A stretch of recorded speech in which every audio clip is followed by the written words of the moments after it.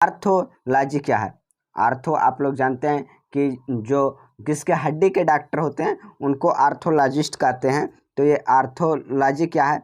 It is the scientific study of joints, it include various defect of joint also.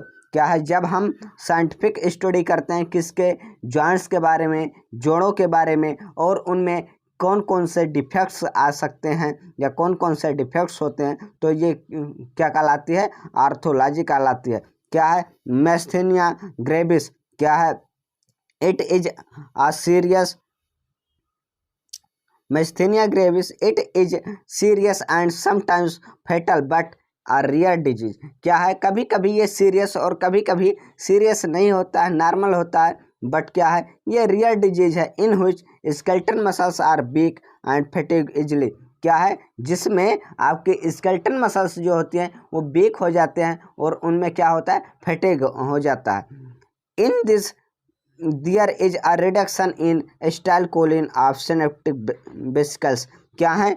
इस बीमारी में क्या होता है? आपके जो जॉइंट्स होते हैं, ठीक, क्या सिनेप्टिक वेसल्स होते हैं उनमें एसिटाइलकोलिन का रिडक्शन हो जाता है, मीन्स एसिटाइलकोलिन की मात्रा कम हो जाती है। अगर वहीं बात करें साइनोबिटिस की, तो क्या है? Inflammation of synovial membrane in a joints. क्या हो? जब आपके जॉइंट्स के साइनोवियल मेम्ब्रेन में इन्फ्लामेशन हो जाता है तो उसे क्या कहते हैं? साइनोबिटाइटिस। एपिफाइसिस, एपिफाइसिस क्या है? Epiphysis is the distal end proximal end of the bone. क्या है? आपके बोन में दो क्या होते हैं? पार्ट होते हैं, दो एंड होते हैं, एक डिजिटल एंड और एक प्रॉक्सिमल एंड। ठीक, डिजिटल एंड जो आपकी बॉडी से दूर की तरफ हो और प्रॉक्सिमल जो बॉडी के नज़दीक की तरफ हो, इन दोनों एंड को क्या कहते हैं? एपिफाइसिस कहते हैं। वहीं अगर बात करें हिस्टोलॉजी की, हिस्टोलॉजी क्या है? Histology is the science that deals with the study of tissue.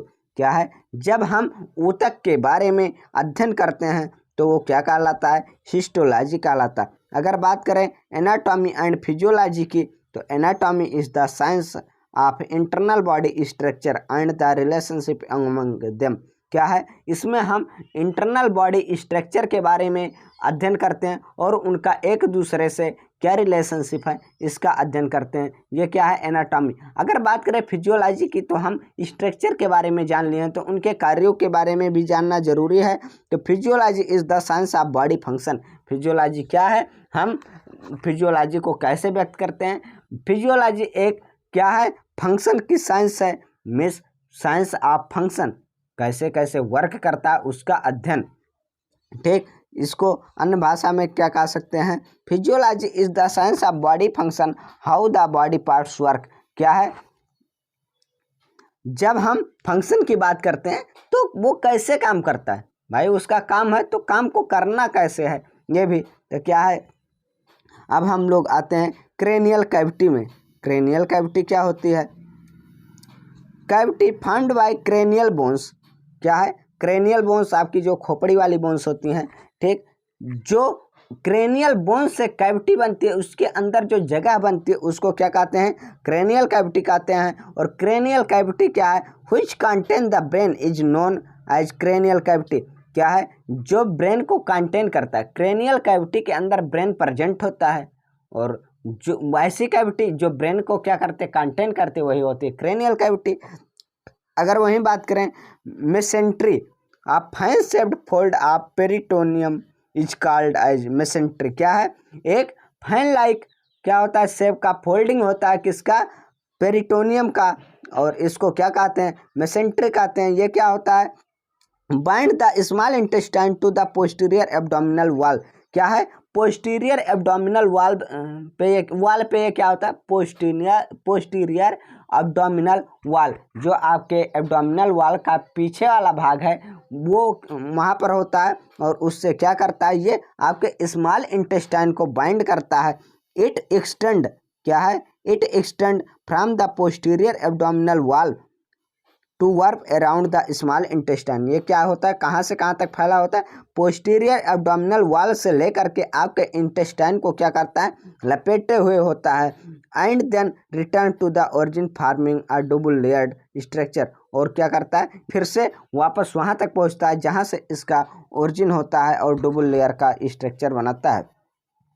अगर हम बात करें एपेंडिकुलर स्केलेटन की, क्या appendicular skeleton, the appendicular skeleton consist of the shoulder girdle with the upper limb and pelvic girdle with the lower and. क्या है, आपका appendicular bone जो होता है, एपेंडिकुलर स्केलेटन क्या है, एपेंडिकुलर स्केलेटन आपके शोल्डर गर्डिल मीन्स आपके कंधे वाली, और क्या है पेल्विक गर्डिल जहाँ पर आपके कौन लोअर लिम्ब के बोन्स जाके अटैच होते हैं, इन दोनों को मतलब शोल्डर गर्डिल और साथ ही साथ पेल्विक गर्डिल। और अगर शोल्डर गर्डिल की बात करें तो उसके साथ आपका क्या होता है अपर लिम्ब, और पेल्विक गर्डिल की बात करें तो लोअर एंड मीन्स आपके अपर लिम्ब के साथ साथ शोल्डर गर्डिल, लोअर लिम्ब के साथ साथ क्या पेल्विक गर्डिल, ये चीज़ें कि इसमें आपके आती हैं, आपके एपेंडिकुलर बोन में आती हैं। साथ ही साथ the appendicular skeleton contains 126 bone, appendicular skeleton में कितने बोन्स होते हैं, 126 बोन्स होते हैं। ओस्टियोसाइट की अगर हम बात करें तो ये क्या है, एक तरह से स्पेशलाइज्ड डेंस कनेक्टिव टिश्यू है। The young cell are called osteoblast. क्या है, ओस्टियोसाइट सेल की जब यंग सेल हो जाती है, मेच्योर सेल हो जाती है, तो उसको क्या कहते हैं, ओस्टियोब्लास्ट कहते हैं, young cell. When mature is called as osteocyte. Osteocyte क्या है, specialised dense connective tissue. The young cell are called osteoblast. When mature is called as osteocyte. क्या है, ओस्टियोसाइट एक डेंस कनेक्टिव टिश्यू है। इसमें क्या होता है, जो यंग सेल होती हैं उसको अभी क्या कहते हैं, ओस्टियोब्लास्ट कहते हैं, ठीक। और जब ये मैच्योर हो जाती है तो उसको कहते हैं ओस्टियोसाइट। अगर वहीं बात करें मायोलॉजी की, तो study of muscles and their part is known as myology. जब हम मांसपेशियों का अध्ययन करते हैं और उनके पार्ट्स के बारे में पढ़ते हैं तो वो किस में पढ़ते हैं, मायोलॉजी में पढ़ते हैं। कार्डियक आउटपुट क्या है, the amount of blood pumped by heart in 1 minute is called cardiac output. It is about 5 litre. क्या है, 1 मिनट में हमारा हार्ट कितना ब्लड को पंप कर देता है, 1 मिनट में हमारा हार्ट कितने ब्लड को पंप कर देता है, इसको क्या कहते हैं, कार्डियक आउटपुट। इसका क्या है, वैल्यू जो है वो लगभग 1 मिनट में 5 लीटर आपका हार्ट पंप करता है, क्या, ब्लड। अगर बात करें कार्डियक आउटपुट के फार्मूले की कि कैसे हम कार्डियक आउटपुट निकाल सकते हैं, तो क्या है, stroke volume into heart beat in 1 minute. क्या है, 1 मिनट में कितने हार्ट बीट हैं और उसका स्ट्रोक वॉल्यूम क्या है, मीन्स एक पंप में, एक बीट में कितना ब्लड पंप करते हैं। वहीं अगर बात करें ट्रेकीकार्डिया की, तो tachycardia refers to as rapid heart rate over 100 beat per minute. क्या है, आपका हार्ट बीट जो है वो नॉर्मल कंडीशंस के अपेक्षा क्या हो, बहुत ज़्यादा बढ़ जाए, जैसे आपका 100 से ऊपर हो जाए, ठीक। जब आपका हार्ट रेट 100 के अबव हो जाए तो क्या है, आपका ट्रेकीकार्डिया में आता है। अगर बात करें ब्रेडीकार्डिया की, तो bradycardia refers to as slow heart rate. क्या है, जब आपका हार्ट रेट स्लो हो जाए, ट्रेकीकार्डिया में क्या होता था, तेज हो जाता था, फास्ट हो जाता। वहीं ब्रेडीकार्डिया में क्या होता है, ब्रेकर, बी से ब्रेकर समझ लो, ठीक, बी से ब्रेकर, रुकावट हो रही है, आपका हार्ट रेट क्या है, स्लो हो जाए, कितना, 50 बीट से भी कम, तो उसे क्या कहते हैं, ब्रेडीकार्डिया। अगर वहीं बात करें गायनेकोमेस्टिया की, तो इसमें क्या, this is an excessive development of breast tissue in main. क्या है, जब पुरुषों में आपके ब्रेस्ट टिश्यू का एक्सेसिव डेवलपमेंट हो जाए, ऐसा लगे जैसे उनका ब्रेस्ट साइज बढ़ रहा हो। It usually affect one breast, दोनों में नहीं, एक में। दोनों में क्या होता है, कभी कभी किसी के मसल्स का ग्रोथ हो जाता है बॉडी में, वो हेल्दी होते हैं, तो आपके जो चेस्ट वाले पार्ट होते हैं, ब्रेस्ट होता है, ये थोड़ा उभार आ जाता है। लेकिन जब एक में ही आपकी मांसपेशियों का एक्सेसिव डेवलपमेंट हो जाता है तो उसको क्या कहते हैं, आपके गायनेकोमेस्टिया कहते हैं। It occurs due to endocrine disorder. क्या है, इंडोक्राइन डिसऑर्डर की वजह से ऐसा होता है। इंडोक्राइन ग्लैंड क्या करती हैं, हार्मोन का सिक्रेशन करते हैं, और उनमें जब डिसऑर्डर हो जाते हैं तो क्या होता है, गायनेकोमेस्टिया होता है। माल न्यूट्रिशन के कारण भी हो सकता है। साथ ही साथ क्या होता है, ड्रग लाइक क्लोरप्रामाजिन एंड डिजॉक्सिन। क्या क्या, अगर इंडोक्राइन डिसऑर्डर हो रहा है, माल न्यूट्रिशन हो रहा है, ड्रग जैसे कि क्या क्लोरप्रामाजिन या डिजॉक्सिन का यूज करते हैं, तो इससे क्या हो सकता है, गायनेकोमेस्टिया हो सकता है। अगर बात करें ओस्टियोपोरोसिस की, तो it is decrease in bone tissue mass.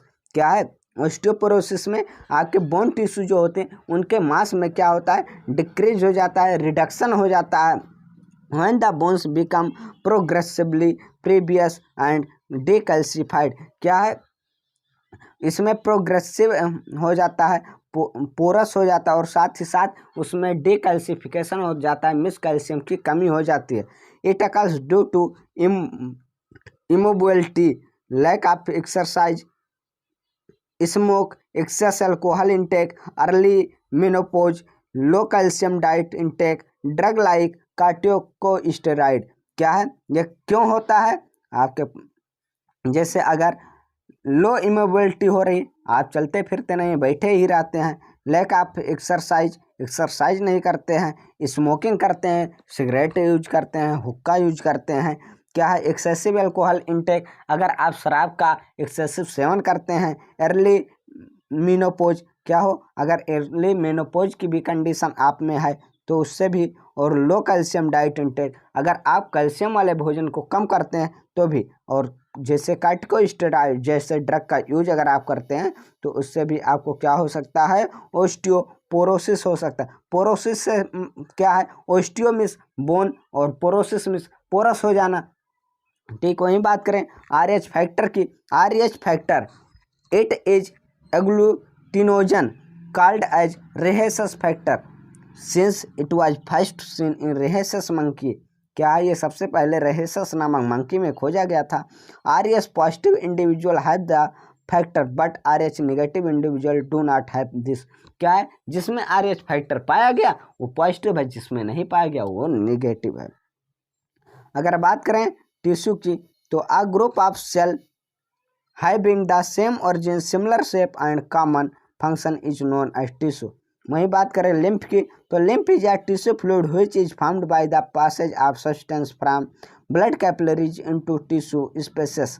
क्या है, ब्लड कैपिलरीज से जब आपके टिश्यू स्पेसेस में आ जाता है क्या सब्सटेंस, तो क्या है, वो लिम्फ है। Lymph is a fluid which is formed by the passage of substance from blood capillaries into tissue spaces। Blood capillaries से कहाँ पर आ जाए, आपके टिश्यू के स्पेस में आ जाए तो क्या होता है, लिम्फ। अगर बात करें टिटनेस की, when a muscle is stimulated repeatedly at a very faster rate।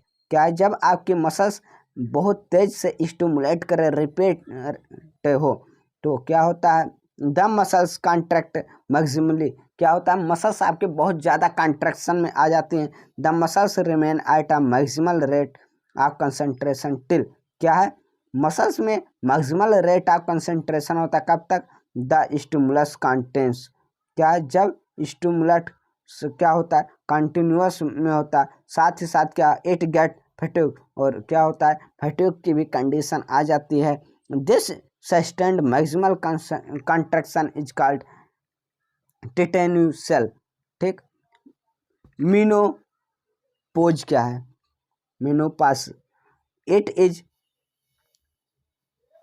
एसेस्टिएशन of menstruation cycle which occurs in women life at about 45 years of age। It is caused by changes in the concentration of sex hormone।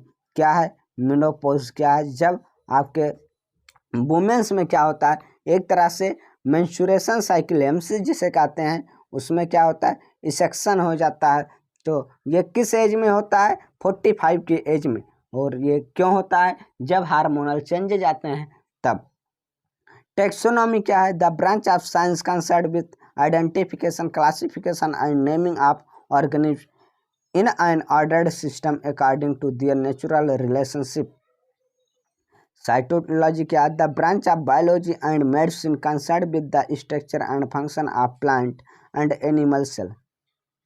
Pathology, the scientific study of nature causes, process, development and effect of disease is known as pathology।